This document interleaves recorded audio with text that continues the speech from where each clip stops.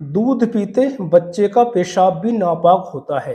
पेशाब बड़े का हो या बच्चे का, चाहे एक दिन या एक घंटे के बच्चे का ही क्यों ना हो, पेशाब नापाक होता है। तो ये बात कि दूध पीते बच्चे का पेशाब पाक होता है, ये सरासर गलत बात है। दूध पीते बच्चे का पेशाब भी नापाक ही होता है। एक बात ये कि हमारी बहुत सारी बहन बेटियां नमाज इसलिए छोड़ दिया करती हैं कि वो ये कहती हैं कि हम पर किसी बच्चे ने पेशाब कर दिया।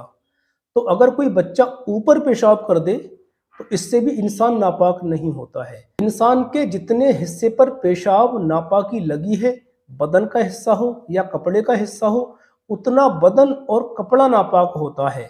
इससे इंसान पूरा नापाक नहीं होता, यानी उसको गुस्ल करने की, उसको नहाने की कोई ज़रूरत नहीं है। वो ऐसे ही उतने हिस्से को धुलकर नमाज पढ़ सकता है। तो ये जो लोग कहते हैं कि हमारे ऊपर पेशाब के छींटे आ गए, गंदगी के छींटे आ गए और हम नापाक हो गए, वो अपने आप को नापाक ख्याल करते हैं, नमाज़ें छोड़ देते हैं। कितनी हमारी बहन बेटियां इसलिए नमाज छोड़ दिया करती हैं कि वो ये कहती नज़र आती हैं कि हमारे ऊपर बच्चे ने पेशाब कर दिया।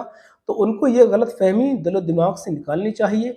किसी बच्चे के पेशाब करने से, अगर हमारे पे किसी बच्चे ने पेशाब कर दिया, हमारे ऊपर किसी जानवर के पेशाब के छींटे आ गए, तो इससे इंसान नापाक नहीं होता है।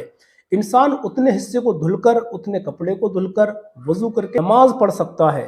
यानी नमाज के लिए उसको नहाने की, गुस्ल करने की कोई ज़रूरत नहीं है। इसी तरह से लोग अगर कहीं फंस जाते हैं और बगैर पानी के पेशाब करना पड़ जाती है, तो वो ये ख्याल करते हैं कि हम नापाक हो गए, नमाज़ें छोड़ देते हैं।